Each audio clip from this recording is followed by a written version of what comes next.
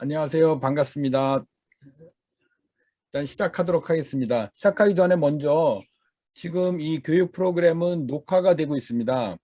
왜냐하면은 요즘 뭐 다 비대면 교육이 그렇지만은 녹화로 남겨서 참석하지 못하는 분들한테 나중에 공유할 계획이거든요. 그러니까 미리 양해를 구하고, 그래서 자기 얼굴이 나오는 게 부담스러운 분은 지금처럼 이렇게 화면을 끄시고 이렇게 들으셔도 됩니다. 그리고 원하시면 언제든지 화면을 켜셔서 얘기하셔도 좋고요.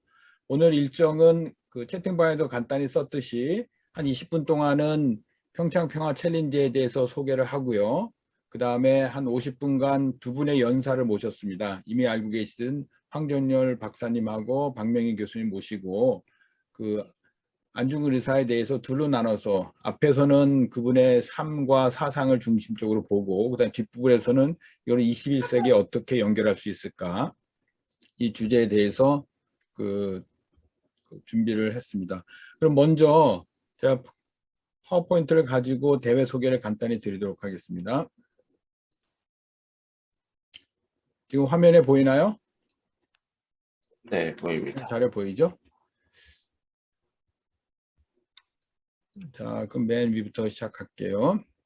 오늘이 두 번째 하는 참가자 안내 OT가 되겠습니다. 어제도 간단히 했고요. 황정일 박사님 이미 들어오셨네요. 20분 동안은 저희 하니까 좀 쉬셔도 됩니다. 미리 들어오셨구나. 네.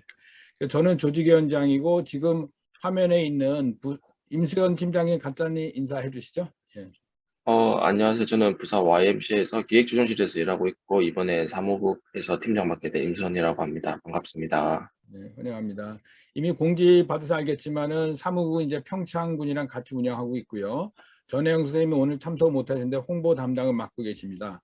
여러분 이메일을 주로 받는 거는 이제 전혜영 홍보 담당이 이제 전달을 하고요. 그다음에 임수연 팀장님이 이제 전화를 하면 이제 받게 됩니다. 자, 간략하게 대회 소개를 드릴게요. 자, 평창평화 올림픽과 유사한 사업.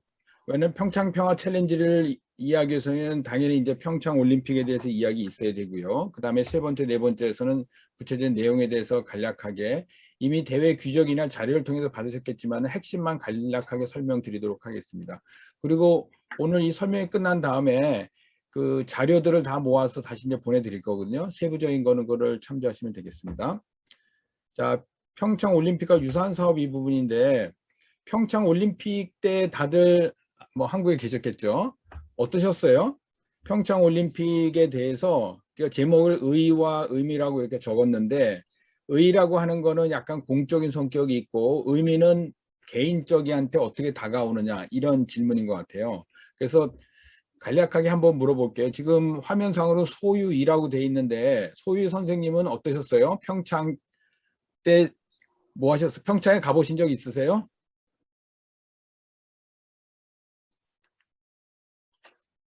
들리시나요? 그 다음에 김지혁 선생님, 지금 화면에 있는 이름 보고 제가 부르는 겁니다. 얼굴은 안 보이셔도 되고 얘기하셔도 됩니다. 그냥.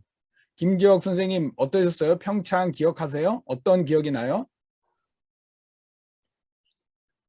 마이크 끄고 얘기하셔야 되는데요. 마이크 켜고 얘기하셔야 되는데 지금. 유혜민 선생님은 어떠세요?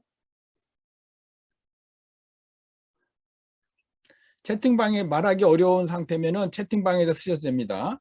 왜 이걸 제가 물어보냐면은 전 시간에도 몇 분한테 제가 의견을 이제 했는데 그 평창을 둘러싸고 여러 가지 의미들이 좀 있는 것 같아요. 보는 관점에 따라서. 근데 이제 저희 평창 평화 챌린지를 이제 준비하는 입장에서는 당연히 여기 이제 평화라는 게 들어가겠죠. 평화를 키워드로 평창을 했는데 그 당시에 이제 평창 올림픽 둘러싸고 여러 가지 논란들이 굉장히 많기도 했습니다.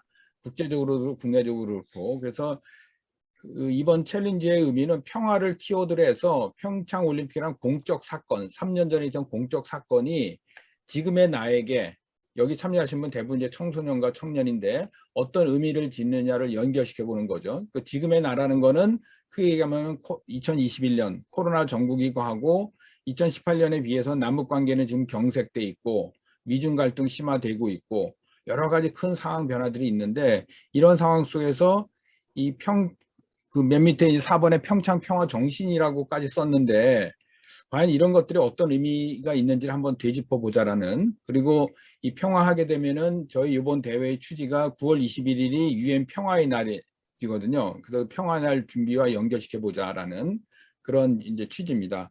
사진을 보면서 간략하게 좀 설명을 드릴게요. 사진 몇 장을 오늘 제가 그 스포일 하면 안 되죠. 왜냐면 여러분 이제 에세이를 써야 되는 입장이고, 근데 제가 너무 많은 걸 얘기하면 스포일이 되니까 그냥 핵심적인 것만 간략간략하게 팁을 드린 정도로 하겠습니다.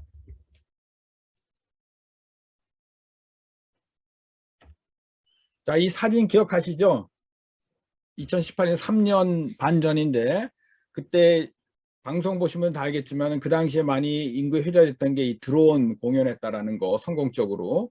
그 다음에 이제 그 개막식 때 비둘기를 형상한 거죠. 평화를 형상한. 이것이 제가 볼 때는 한쪽은 올림픽이고 한쪽은 평화고, 두 가지 평창의 그 정체성을, 올림픽의 정체성을 가장 잘 보여준 것이 아닌가, 이렇게 생각해서 그냥 뽑아봤습니다. 그 다음에 이제 국립신문에 많이 보도됐던 한반도 길을 가지고 공동 입장했고, 그 다음에 그 공동 팀 만든 거 있죠. 하키. 이게 이제 남북 관계에서는 가장 큰, 우리는 하나다라는 이런 거죠. 물론 이제 이 하키팀 구성 과정 속에서 공정성 논란도 있었죠. 뭐 여러 가지 이제 여러 있었는데, 하여간 이 두 가지가 그 남북 관계에서는 가장 큰 의미로 남는 사건이라고 볼 수 있고요. 자, 그러면은 그 평창 그 올림픽이 끝난 다음에 강원도하고 평창하고 그다음에 문광부, 그다음에 코이카 한국국제협력단, 이 네 기관이 모여서 이 후속 사업, 유산 사업이라고 보통 부르는데 뭘 할까를 고민하다가 그 개최한 것이 그 평창 평화 포럼이라는 걸 2019년부터 했습니다. 2월 달에 한 이유는 평창 개막식이 2월 9일이었고요. 그때 맞춰서 해서 벌써 3번을 했습니다. 근데 아마 잘 모르시죠? 아마 황정렬 박사님도 이거 들어보셨는지 모르겠네요. 잘 안 알려져 있어요. 평창 평화 했다라는 거를. 근데 그걸 한 이유는 뭐냐면은 평창 레거시, 유산의 핵심이 평화였고, 그걸 어떻게 이어갈까 하다가 일단은 포럼이라는 형태를 한번 해보자라고 해서 이 기관들이 같이 모여서 이렇게 하게 된 거죠. 작년 할 때는 반기문 총장님도 참여하셔서 연설을 하시고요. 그래서 이 표에서 보듯이 전 세계에서 많은 분들이 모여서 평창 평화 정신을 한반도를 넘어서 전 세계 평화 문제와 연결시켜서 논의하는 그런 포럼이었습니다. 갑자기 뒤로 확 가버렸네요. 자, 이게 사진 얘기도 하고요. 그래서 평창 홀에 모여서 여기서 이제 피켓팅도 하고, 그 다음에 이제 모여서 2020년에 사진 찍고요. 여기 보면 외국에서 오신 분 계시고, 최문순 지사님 있고, 이분이 한환기 군수님이십니다. 그리고 유승민 그 IOC 의원이기도 하고요. 전 세계 많은 사람이 모여서 이렇게 같이 사진도 찍었습니다. 그때 슬로건이 뭐였냐면은 Peace Korea 2020, 70 years enough. 이게 이제 2020년이 한국전쟁 70주년이었거든요. 그래서 그걸 기념하기 위해서 그 평화 캠페인을 이제 같이 했던 거죠. 그 다음에 지금은 이제 평창 평화 챌린지라고 하는데, 그 유스피스 챌린지라고 해서 글로벌 차원에서 비슷한 프로그램이 있었습니다. 이때는 토론은 아니었고 그냥 에세이 쓰기 정도였고, 그 다음에 다양한 뭐 동영상도 있고 그랬는데, 거기서 그 글로벌 행사를 했고, 다 이것도 비대면으로 했죠. 코로나 상황이기 때문에 전 세계에서 많은 사람들이 참여를 해서 마지막에 10팀이 이제 선정이 됐고요. 그러니까 저희도 시상은 비슷하게 합니다. 대상이 있고 명칭은 좀 다르지만은, 그래서 대상은 그 당시에는 이 투르메니키스탄하고 캐나다 분이 그거를 받았고요.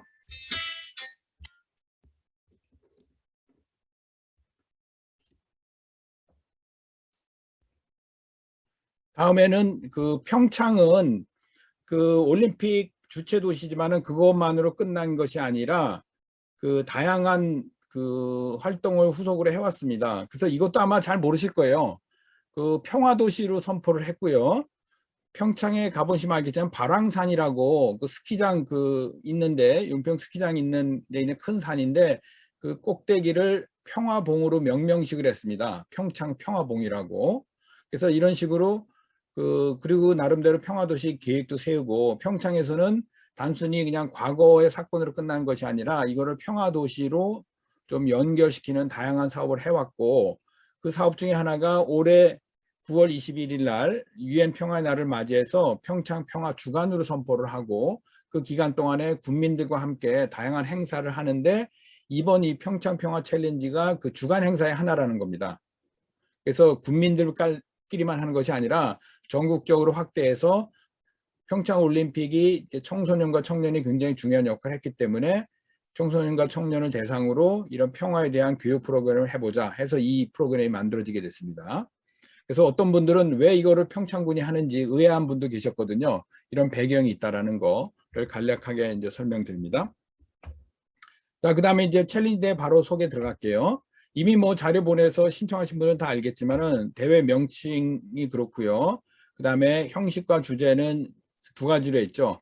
하나는 찬반 토론이 있고, 그다음에 에세이 쓰는. 찬반 토론을 하는 이유는 우리 사회가 지금 그 과거에 비해서 이른바 이념적 갈등이 점점 심화되고 있다는 이야기가 굉장히 많이 나오고 있습니다. 그 중에 하나가 그 대화가 잘 되지 않는다, 토론이 되지 않는다. 그리고 자기가 원하는 것만, 자기가 옳다고 생각하는 것만 믿고 자기랑 끼리끼리 이렇게 너무 심해졌다는 얘기를 굉장히 많이 받고 있거든요. 그래서 저희는 특히 이제 남북 관계 관련해서는 보수 진보의 차이가 너무도 큽니다.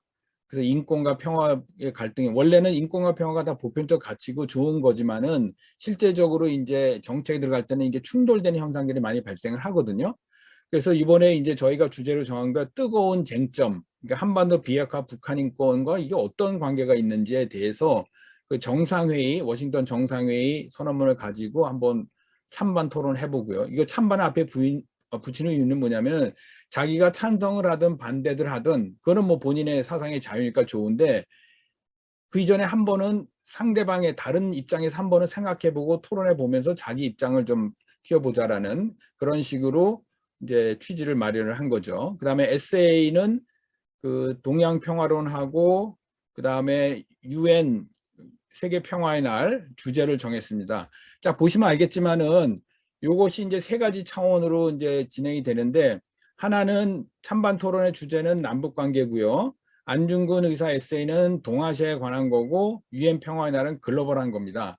이렇게 배치한 이유는 뭐 이미 짐작하신 분도 있겠지만은 우리 한반도 평화가 우리만의 문제가 아니고 한반도 평화 통일이 동아시아 그리고 전 세계와 함께 풀어져야 되는 문제라는 그런 인식에서 좀 더 다층적으로 우리의 문제를 바라보자라는 그런 취지로, 그러다 보니까 여러분은 대부분 이제 이 중에서 하나만 하지만 어떤 분은 두 개를 하는 분도 있습니다. 아직 세 개를 다 하신 분들은 아직 못 봤는데, 첫 번째 거는 이제 팀으로 하고 나머지 에세이는 개인으로 하는 건데, 그래서 이번 기회에 그 본인의 생각을 한반도, 동아시아, 글로벌까지 한번 넓혀서 생각해보자는 취지로 이렇게 주제가 배치가 됐습니다.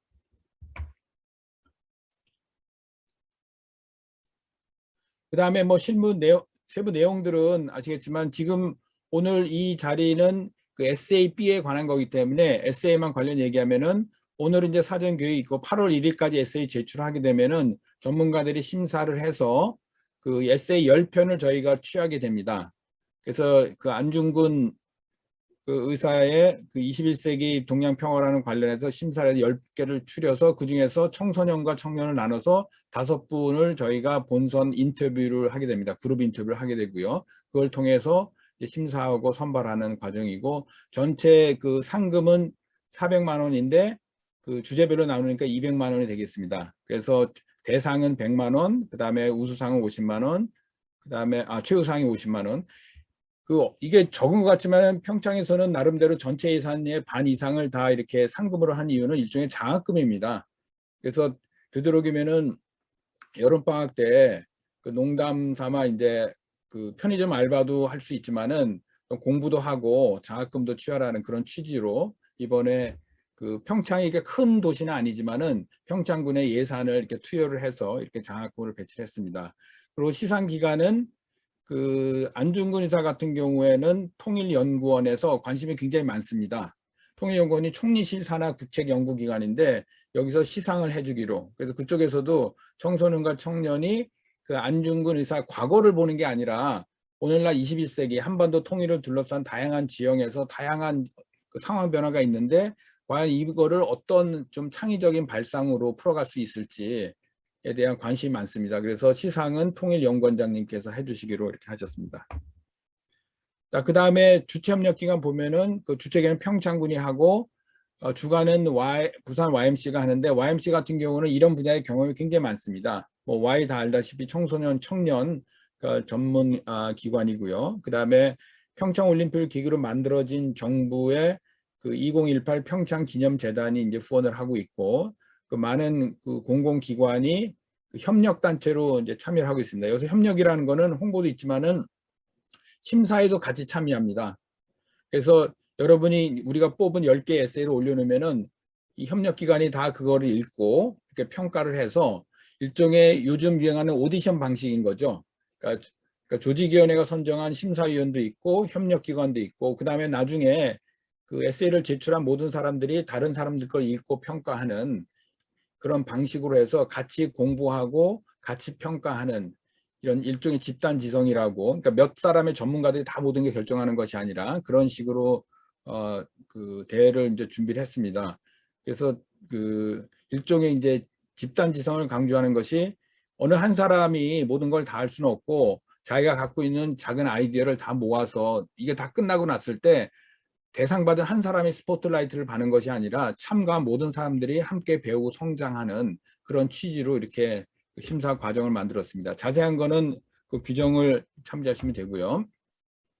홈페이지가 지금 이제 지금 작성 중입니다. 그래서 이번 주에 홈페이지가 개장이 될 거고요. 홈페이지에 들어가 보시면은 그 다음에 제가 초기 화면을 이렇게 만들어 놨는데 그 웬만한 내용들은 여기 다 올라갈 겁니다. 그래서 지금까지는 저희가 메일로 다 보내드렸는데, 오늘 강의 자료 포함해서 여기 들어오시면은 기본적인 자료들을 다 볼 수 있으니까 많이 활용하면 되겠습니다.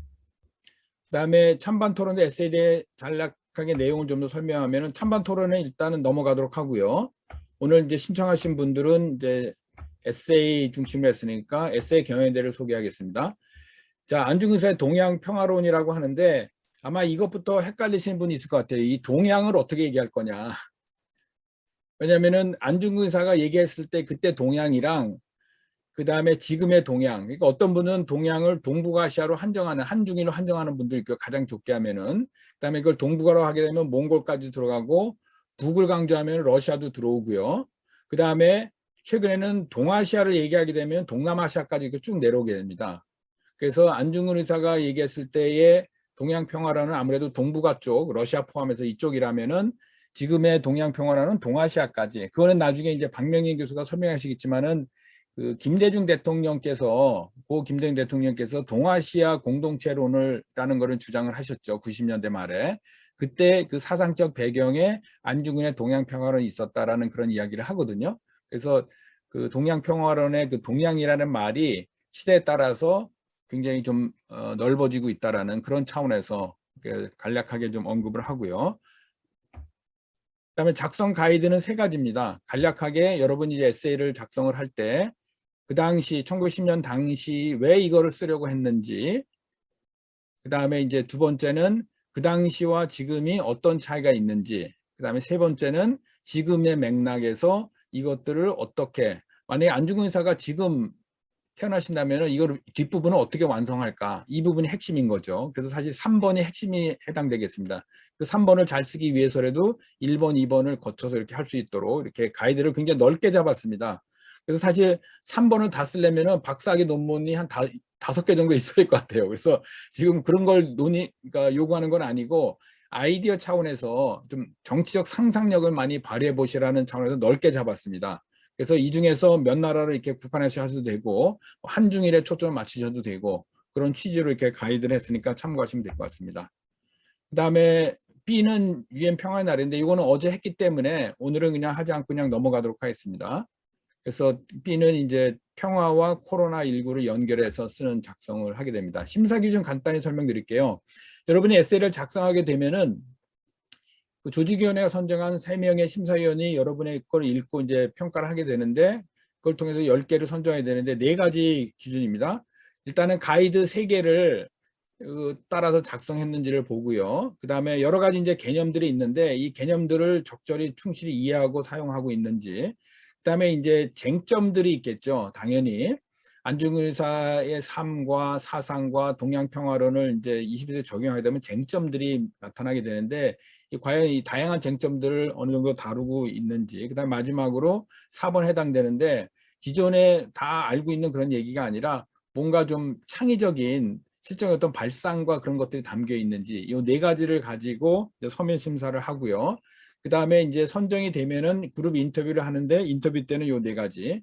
과연 이제 서면은 글로 쓰는 거라면은 인터뷰는 말로 하는 거잖아요. 글 쓰는 거랑 말 쓰는 건 또 말하는 건 좀 다르거든요. 그래서 말할 때 과연 개념과 용어를 잘 이해하고 있는 건지, 그다음에 제대로 쟁점을 설명하는지, 그다음 심사위원 이제 질문할 텐데 질문에 대한 답변을 하는지, 그다음에 그 가이드 발표 시간과 답변 시간을 준수하는 이 네 가지를 보고 심사를 하게 되고, 그다음에 서면 앞에서 얘기했듯이 서면으로 된 거는 그 인터뷰는 이제 심사위원들만 하는데 다른 분들은 그냥 서면 선택된 10개를 보고 홈페이지에 가서 익명으로 보게 됩니다. 누가 뭘 썼는지를 모르고요.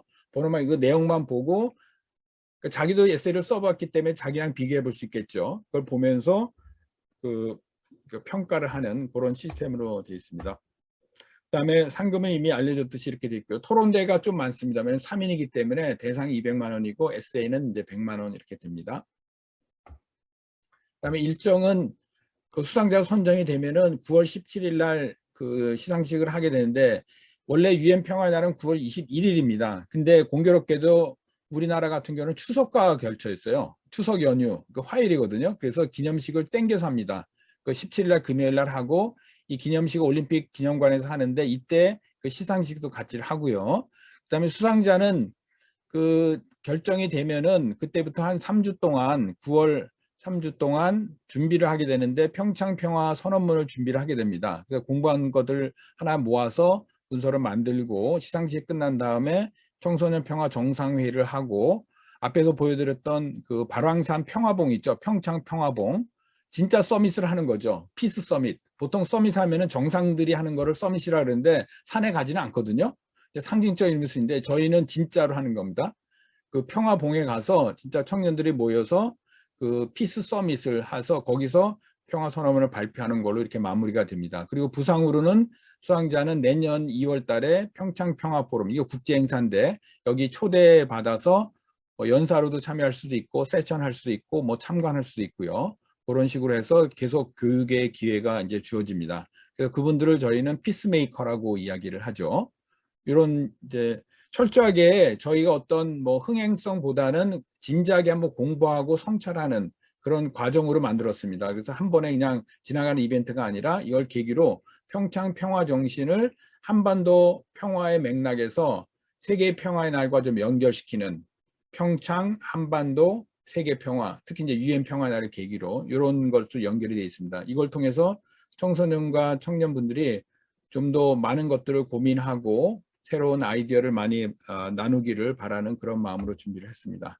자, 그리고 마지막으로 자료 목록이 5개가 있는데 요거는 홈페이지에 바로 게재가 될 거고요. 메일로 저희가 보내드리고 대규정 같은 경우는 저희가 의견을 그 참가자로부터 저희가 SNS를 통해 많은 의견을 받고 있거든요. 그래서 그거를 반영해서 업데이트가 수시로 됩니다. 그래서 가장 최근 거를 확인하시고 가장 최근 거는 홈페이지에 바로바로 올려드립니다. 그래서 오늘이나 내일 중으로 여기 자료는 다시 한번 드릴 거고요. 이걸 참고해서 준비해 주시면 되겠습니다.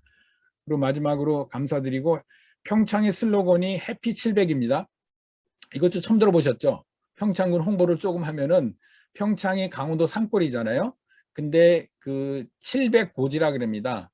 그 목장들이 있는 지대가 해발 700m고 700m 때 신체 건강과 여러 가지로 굉장히 좋다 그래서 일종 휴양, 힐링 이런 의미로 그 행복의 조건이 700m에 있다 해서 이런 슬로건을 쓰고 있습니다. 나중에 기회 되시면 평창에 와서 그 700m에서 그 대관령 한우도 드시고 뭐 채식주의자는 안 하시겠지만은 그 평창이 갖고 있는 그런 매력들을 한번 즐겨보시기 바랍니다. 자, 이상으로 제 설명을 마치도록 하겠습니다. 시간이 됐기 때문에 혹시 궁금한 거 있으면은 채팅방으로 좀 올려주시고요. 그 제가 나중에 좀 설명드리도록 하고 그럼 바로 이어서 황정익 박사님이 이미 들어와 계신데 바로 그 발표를 듣도록 하겠습니다.